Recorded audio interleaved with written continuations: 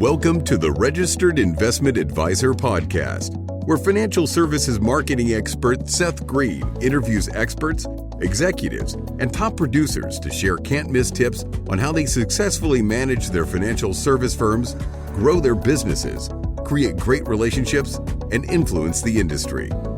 And now, here's your host. Hey, good afternoon, everybody. Today, I am really excited about today's podcast.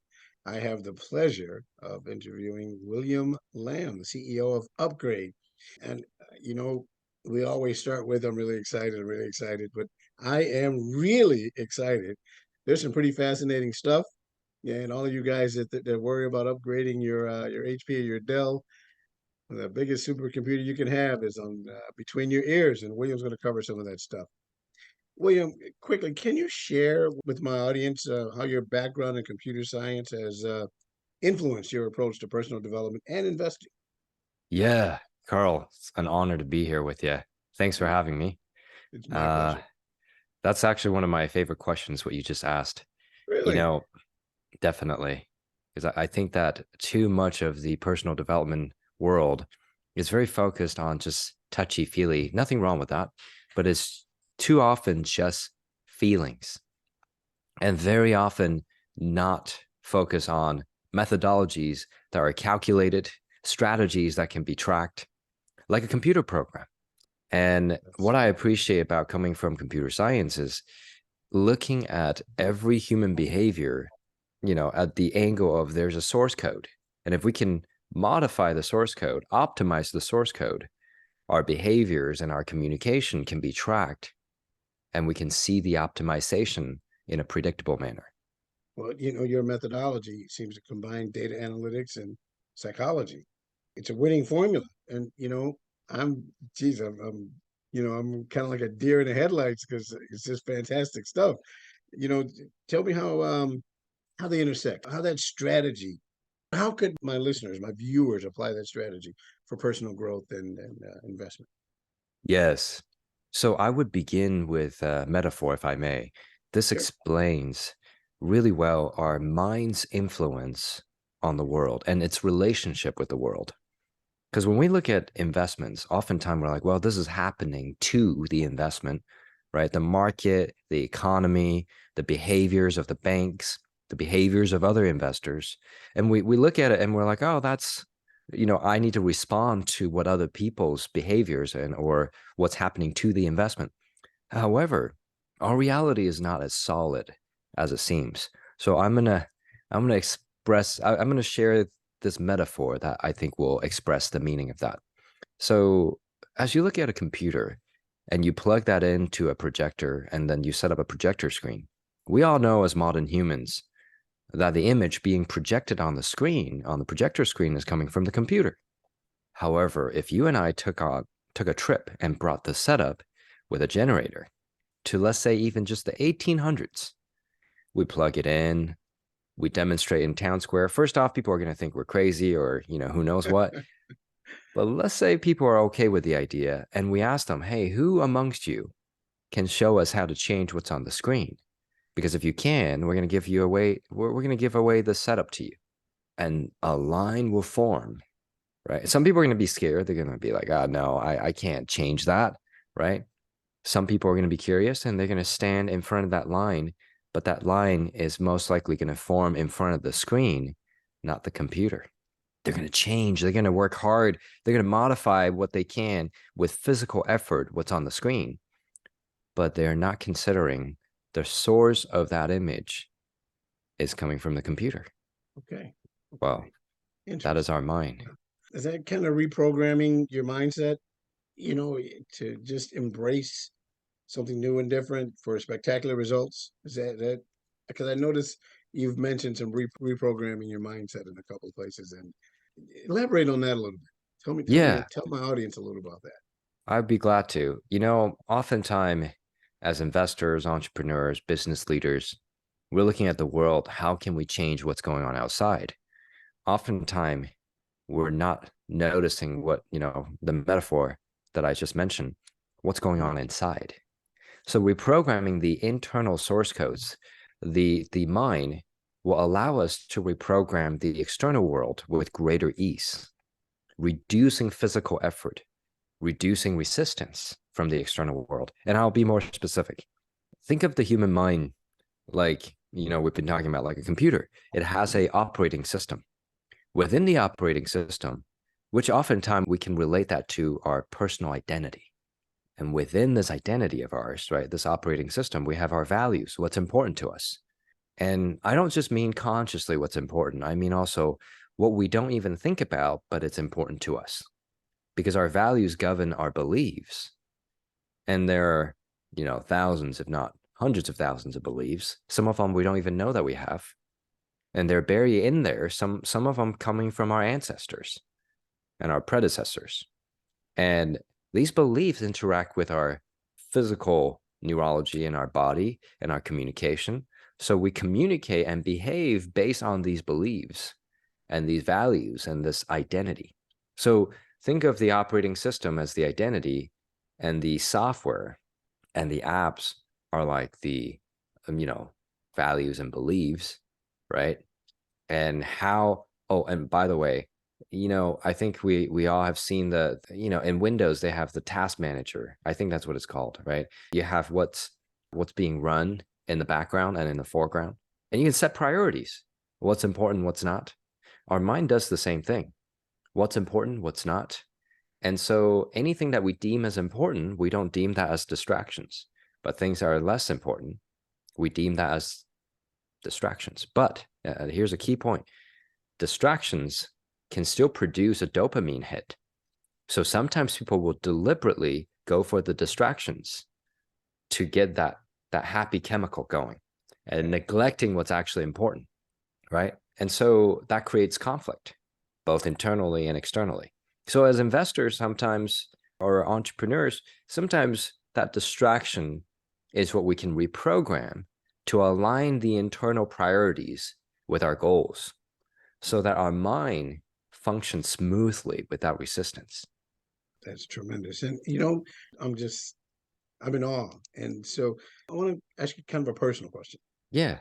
Tell me if you can point to like an aha moment when these things started to take place. So in your mind, when you started to figure this stuff out, and relate that to my audience.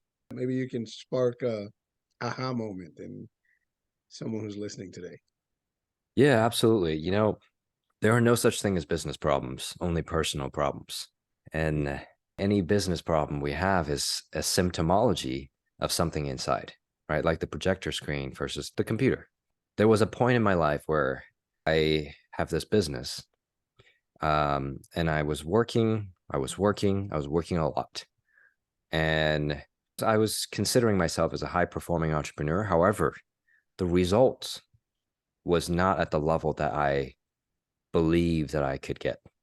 I felt like I wasn't getting what I can perform, right? Wasn't hitting my potential, simply put. And I thought, you know what? Maybe I should talk to my business partner. And he said, I think you just need to work more. And I think that your audience can relate to this. A lot of people have been told this, especially high-performing entrepreneurs and investors. Work more, work harder. And we were working 15-hour days. So when my partner told me that, I'm like, that's not the answer. And I was skipping social life. I was skipping all the things that were important to me personally. So first point is, what are we neglecting in our personal life that's creating business problems? Because we can't escape our personal life. And if we escape it and we ignore it, we suppress the problems, they show up in other ways, whether it's in romantic relationship or in business relationship or business performance. Now, it gets better though. As I consider what my partner was telling me, I thought, man, there's something going on in my mind, because I was hitting ceilings of my parents' income. I was hitting this unconscious boundary of what is possible financially. I didn't know all this before, right? Yet I noticed. So I decided I'm going to take some trainings. When I arrived at the training, they said, what's the one thing that when you achieve will make this the greatest investment of all time? And, at that point, I was like, well, investing in my business would be the greatest investment. But they were like, no, think bigger. You are bigger than your business. I never considered that before. which at first it almost sounds egotistical, but then I realized, no. What's the meaning of business anyway? Right? And so, long story short, I said I would like to find the one romantically. I would like to find the one. I'll show you how it ties back to business and to what we're talking about here. And they said, when? I was like, how about in 5 months? They're like, cool. What's the last thing that has to happen so you know you got it? They were asking me for evidence. How will my mind know that I've got the result, right? Because otherwise, how would your mind know the final destination, the coordinate to go for? So I gave them the answer. Long story short, 4 months and a half later, I found the one, which I later married. And Congratulations. thank you. And it was interesting because I didn't just find her. I designed her, and I had a spreadsheet to keep myself accountable. I prioritized the list. I designed it like I would design a computer program. 83 attributes, prioritize, columns and rows, right? Because I didn't want to just set a goal and then my mind would shortcut me, give me the path of least resistance and then call it good. I want to keep it accountable and set a boundary, right? Well, when I discovered that the day I set the goal, she broke up with her fiance, I thought, well, there's got to be more than meets the eyes in the physical. What if I experiment and test this and see if we can replicate this? Because imagine if you could design anyone to appear in your life. Perfect business relationships, just the perfect investors, the perfect investment groups, the perfect opportunities. So I began to design and test it because, if you don't test it, how would you know it works? Right? Coming from computer science, I'm like, you got to test the program. So I began to test. And I could tell you long stories, many stories, but essentially every design we created showed up. And we've now been teaching this formula to investors because at one point of an investor's journey to success, it's no longer about how, it's about who. To grow past a certain amount of millions, they have to consider who. So tell me about the CEO mindset, because we all know that not everyone has it. Not every CEO has the proper CEO mindset. And in particular, your specific CEO mindset. Tell me about it and what role does that play in your success? yeah, a lot of people, if you ask them, what does a CEO do? Frankly, a lot of people don't even know the answer, right? In fact, a lot of entrepreneurs self-appoint as CEO. Um, but then there's a decent amount of people that have experience, that have expertise. They'll tell you CEOs is the visionary, and they make sure their visions are executed by the right people, right? Now, when we get to talking about the mind and the mental performance and programming the mind to function as a top level CEO, we begin to consider some very interesting things and important things. The first one is, does the CEO even knows? Does he even know what he wants? Because if he doesn't know what he wants in his personal life, how could he know what he wants in the business? Right? So my encouragement, that's the first point, to all CEOs and business leaders and high-level investors is to decide, what do I want in my personal life? Can you even name 100 items that I want? It doesn't have to be material things, but 100 experiences, perhaps 100 relationship, whatever it is, right? 100 items, because most people spend more of their time thinking about what they don't want versus what they want. They find themselves having more problems than solutions or what they want. So the first thing I would recommend that is part of the CEO mindset training is, well, you got to know what you want. And there's many more. That's Absolutely. the first thing. I mean, if you don't know what you want, how are you going to direct a company? How are you going to steer the ship? You don't know where you're taking the ship. It's And very true. a lot of people have not thought about that. And I thought I had, but I'm improving. We And all this are, is, right? this is certainly helping. And speaking of that, can you share some real world successes? You mentioned that you do train investors, entrepreneurs, business owners, business leaders in this. Can you share a couple success stories?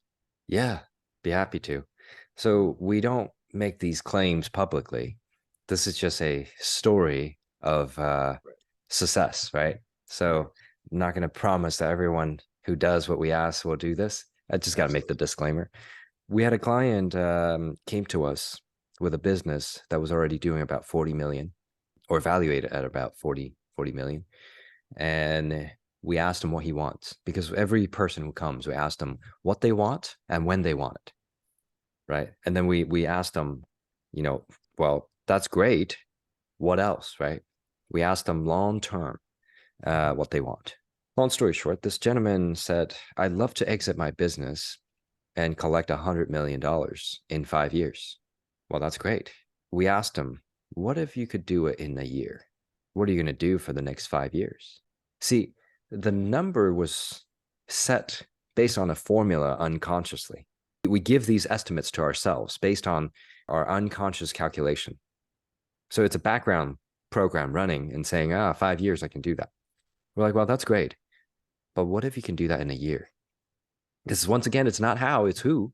And we can show you how to design exactly who you need in your world that will buy your business for 100 mil, right? Not a guarantee, however. 12 months later, he contacted us and he exited. He was exiting. So October 1st, so exactly about a month and 2 days ago, he exited for a total of, he hasn't collected all of it. He collected, I think, 60 million up front, and then 110 will be total. And so that's one of the stories where, what if you can do what you think you can do instead of 5 years in 1 year? That reprogramming of the mind is quite profound. Where would you suggest someone start?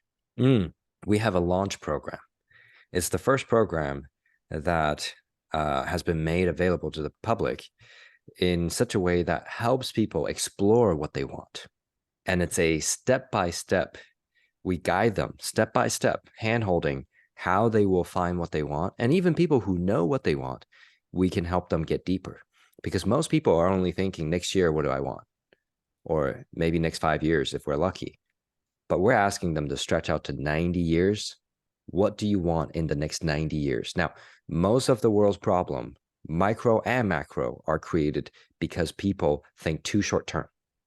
And they're not thinking about the ecology of the whole planet and beyond, right? So the size of our thinking dictates the size of our income. So the first launch program that we have is, it's a way for people to participate and jump in, get to know us, but really get to know them, get to know what they want. And then we set them on a path to, we have trainings from $49 to $2 million. So people can really participate where they're comfortable with and get value where they are. So the launch program is where I would recommend people getting to know us. And where do they go? Where do they go to get that information? So they can go to upgrade.com, which is spelled as UPGRD.com. And they can also go to our Instagram account, and they can search for The Upgrade, THEUPGRD, and there'll be a link on the Instagram. We're very active on Instagram, and so we encourage people to get on Instagram and follow us. Okay, and you know what? I was going to just, ask you a question about LinkedIn and kind of this whole social media thing. And how have you maximized that effectiveness? How have you used social media to get your message out? And are there some tips and tricks that my listeners may pick up from you? You want to Well, share some? I feel very blessed to have some great people on our team, because I personally don't do a ton of social media. And I am obsessed with programming the mind. So social media is not really the thing that I spend a lot of time with. However, I've been very blessed with a gentleman named Brady. He created a company called The Biggest Agency. And Brady was a former creative director, one of the top guys at Mr. Beast, which Mr. Beast is the largest YouTuber on the planet. And so Brady has been able to bring his expertise to helping us share our message, right, on social media But if there's one thing I can share that will help, that I believe will help, that I've learned from Brady, is that we need to be who we are. And I don't Mhm. mean like being rude or just say the first thing that comes to mind. But if we are on social media, so many people are not authentic. They're not genuine about what their message is. If an investor or an entrepreneur, I mean, of course, under the compliance of whatever they are doing, are able to express who they are and truly how they feel, they are going to resonate with far more people. And speaking of that, if I may share an experience, Please, please. we have a client named John Matson. And after taking our training, this is also another success story. He started as a gym owner, and he was making 20,000 a month, but spending $20,000 a month on the gym, right? Okay. So not very profitable, unfortunately. He found us and participated in one of our higher end training programs, and we Okay. helped him embrace who he really is. And as vague as that skill may sound, it's extremely tangible, because when someone truly look inside themselves and they're like, I like me, oh my gosh, I love me, right? Absolutely. And they actually feel that way, not just like I hope, they begin to transform. And of course, it's not just like, oh, you love yourself and then he loves himself. It's not that simple. We took him through some intensive training sessions and remove old guilt and old things and install new programs. Fast forward, he went from 20K a month to 100K, which then, a lot more profit, Mhm. 7 months. And then about 3 years, he's still with us, 3 years. Wow. Many of our clients are long-term clients. Okay. 3 years later, he's passed 1.2 million in a single month. Wow, that's another great success story. Yeah, Now, for my our audience here that's interested in learning more about your work, are there any specific resources, books, or I'm going to send everybody to your website. We're definitely doing that. Any thank you. books or any other places where they can grab some more of quintessential Absolutely. William Lamb? Yeah, that's actually one of the reasons why I suggested Instagram, because we post snippets, Okay. short form training content for free, right, on our Instagram. So people can see some of the snippets. Because, we have a podcast called God Mode. But if people are like, man, I only got 30 seconds, they can go on our Instagram. Sure. What's cool about our God Mode podcast, for people who want more detail and more action steps, they can find us on iTunes and Spotify. It's called God Mode, inspired by the cheat codes in video games back in the 80s and 90s.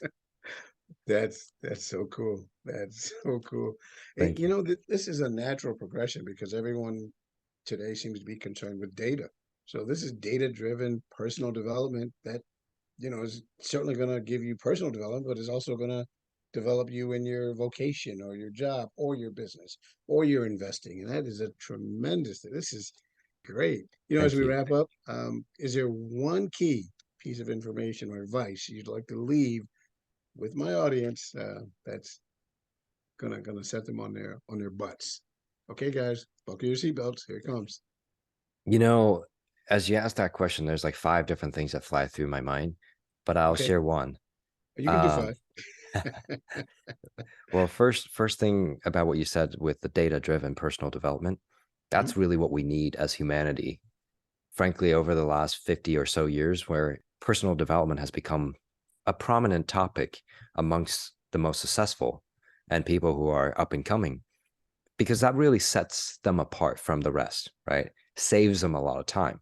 We have taken the approach of, well, data is frankly, data doesn't lie. It's frankly one of the most important assets that we now have because of how easy it is to collect data that's relevant. Well, imagine not only that, we actually hired a scientist, a behavioral scientist, to research and do case study for us.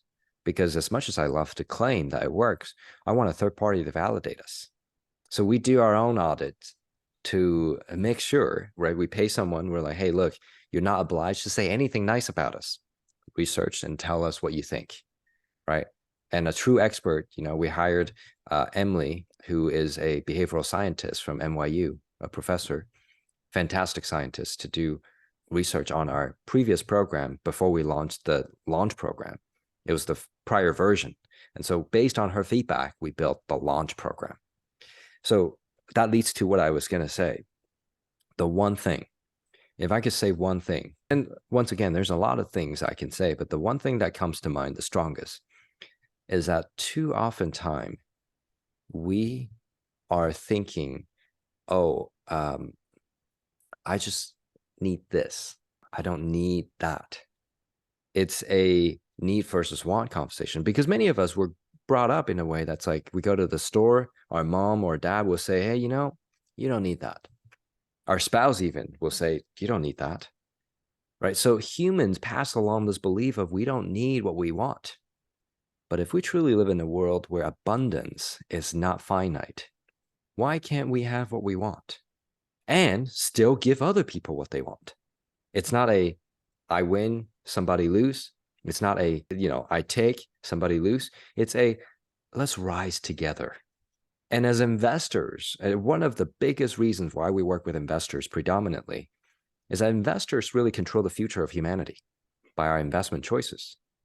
My mission, the single most important thing in our mission, is to help investors become the most optimized human they can be, the most abundant human they can be, both in mental, emotional, also physical form.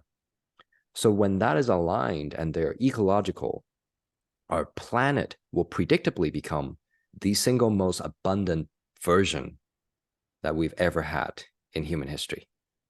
So I would say, if we can, begin to consider, what do I want?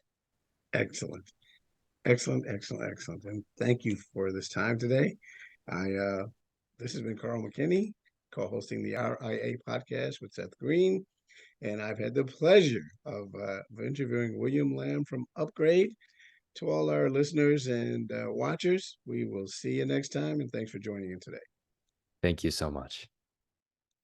49 faces looked to him in triumph. Over the last 12 months, they had each taken turns and promoted his business for a week at a time, driving over $987,342 in revenue.